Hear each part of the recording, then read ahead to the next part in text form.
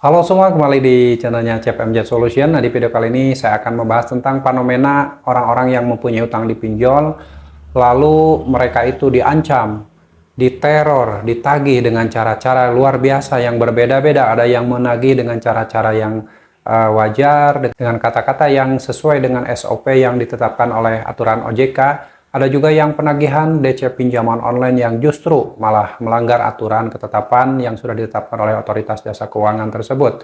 Nah, sehingga timbullah keresahan, kepanikan, ketakutan yang luar biasa di kalangan orang-orang yang mempunyai hutang di pinjaman online tersebut. Seperti banyak orang yang masih berpikir dan menerima teror bahwa ketika telat bayar atau gagal bayar di pinjol itu akan diproses ke jalur hukum, akan dikirim ambulan, akan dikirim peti mati, akan dikirim tim legal atau pengacara, akan dikirim orderan-orderan fiktif, mengirimkan paket-paket fiktif.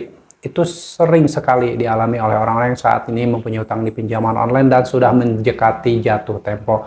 Baik itu di pinjol legal ataupun ilegal, semuanya sama. Pinjol legal dan ilegal hanya beda status saja. Pinjol ilegal tidak terdaftar di OJK, sementara pinjol legal terdaftar di Otoritas Jasa Keuangan. Tapi yang terjadi di lapangan itu tidak ada bedanya. Ketika ada nasabah yang meminjam uang dan kesulitan membayar, penagihannya luar biasa. Semua ada teror, semua ada penekanan, ada ancaman, ada juga versi penagihan yang baik-baik saja, yang hanya mengingatkan. Itu adalah fenomena dari pinjaman online, sehingga masyarakat yang tidak paham ketika meminjam uang di pinjol itu banyak sekali yang akhirnya melakukan perbuatan yang di luar akal sehat, seperti mengakhiri hidup. Ada yang loncat dari gedung yang tinggi karena stres, ada juga yang menggantungkan dirinya di tambang, ada juga yang mencuri barang-barang temannya, mencuri barang-barang adik kelasnya karena dengan tujuan ingin membayar utang di pinjol. Itu akibat dari teror dari pinjaman online, dan yang lebih fatalnya tersebut, sehingga masyarakat ini sebenarnya dihadirkan pinjaman online itu banyak yang merasakan tidak nyaman, kecuali orang-orang yang memang belum pernah menggunakan pinjam uang di pinjol. Itu pasti mereka kan tidak tahu, pasti mereka menyepelekan. Beda lagi dengan orang-orang yang pernah meminjam uang di pinjol, itu merasakan ketika kesulitan membayar, pasti merasakan ketakutan yang luar biasa jika tidak paham bagaimana cara mengatasinya. Nah, di video kali ini saya akan bahas satu persatu tentang ancaman-ancaman dari debt collector pinjaman online, yang mana ada yang mengirimkan chat WhatsApp bahwa akan menagih, mendatangi nasabah itu membawa RT RW, membawa kepolisian, membawa kepala desa, membawa aparat-aparat setempat untuk pendampingan. Nah, itu yang harus kalian ketahui. Ketika Anda mempunyai utang di pinjol, 2 hari atau setelah jatuh tempo itu Anda dikirim kata-kata seperti itu, akan ditagih oleh DC pinjol membawa RT RW, membawa kepala desa, membawa polisi. Itu semua adalah omong kosong. Ingat, omong kosong, tidak pernah terjadi hal seperti itu. Itu bukti ketakutan dari DC pinjol tidak bisa mendatangi dan mengunjungi rumah kalian. Makanya diciptakanlah ketakutan dengan kata-kata bahwa DC pinjol akan datang membawa RT RW, membawa polisi, membawa kepala desa, membawa bupati, atau membawa gubernur. Itu terserah debt collector pinjaman online. Yang jelas itu adalah omong kosong ya.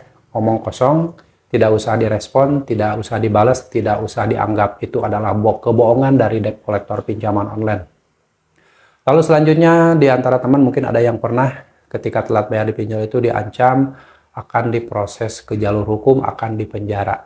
Sejauh ini selama pengalaman saya setahun di YouTube, dan saya mempelajari orang-orang yang pernah mengalami telat bayar atau gagal bayar di pinjol itu, selama ada yang telat 1 tahun, ada yang 2 tahun, 3 tahun, dan dari tahun 2015 saya menggunakan pinjaman online.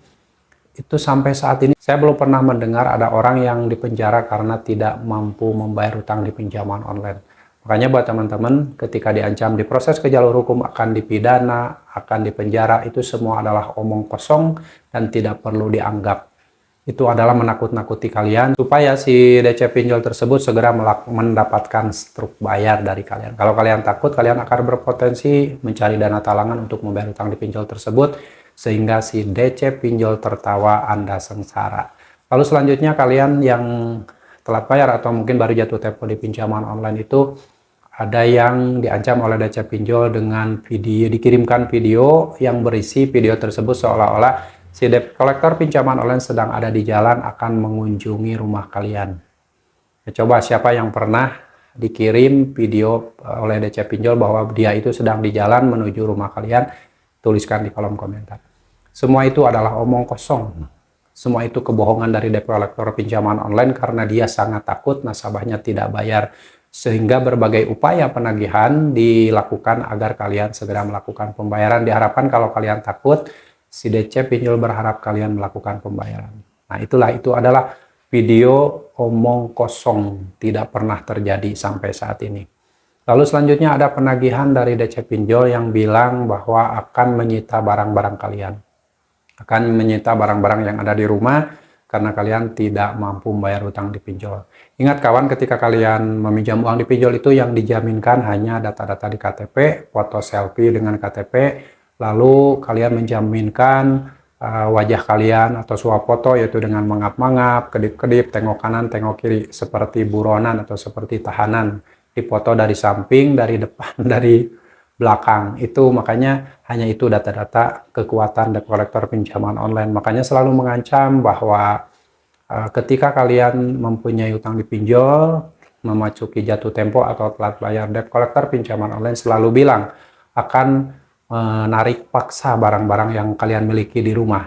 Itu semua adalah omong kosong, itu semua adalah kebohongan dari debt collector pinjaman online karena dia takut pada kalian tidak melakukan pembayaran.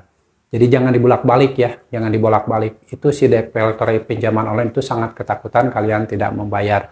Jadi kalian tidak usah kebawa takut sama dia. Justru dia yang si debt collector yang takut sama nasabahnya yang tidak melakukan pembayaran. Lalu kalian yang mempunyai utang di pinjol saat jatuh tempo atau sudah telat bayar itu ada yang ditagih atau ada yang dikirimkan chat WhatsApp berupa seolah-olah si DC Pinjol itu sedang berada di sekitar rumah Anda.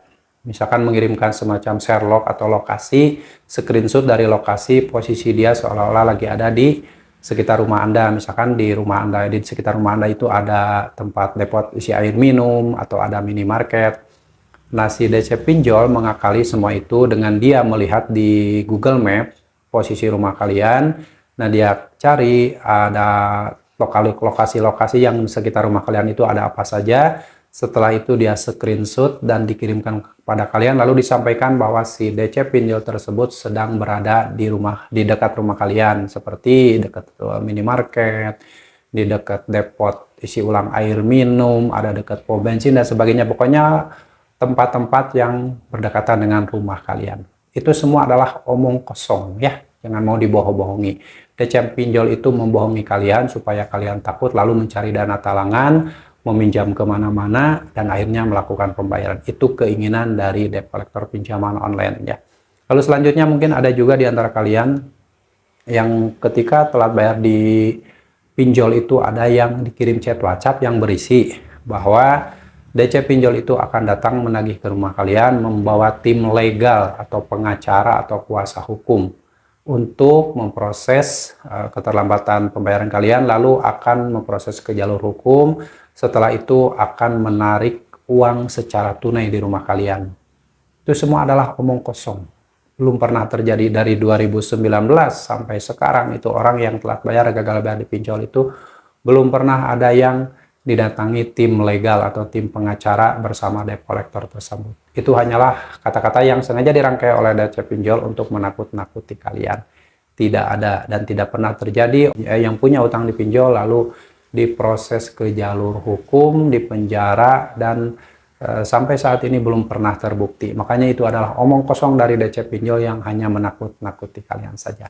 Nah, itulah beberapa hal penagihan-penagihan dari DC Pinjol yang mengelabui nasabahnya yang ketakutan dan membohongi nasabahnya sehingga nasabahnya itu banyak yang terjadinya gali lubang tutup lubang karena panik tadi, takut dipenjara, takut didatangi DC Pinjol, membawa polisi, membawa RT RW, akhirnya meminjam kemana-mana, membuat hutang baru, ada yang membuat hutang baru di pinjol, ada yang meminjam ke temannya, meminjam ke saudaranya, meminjam ke tetangga, kemana-mana, dan itu bukanlah solusi.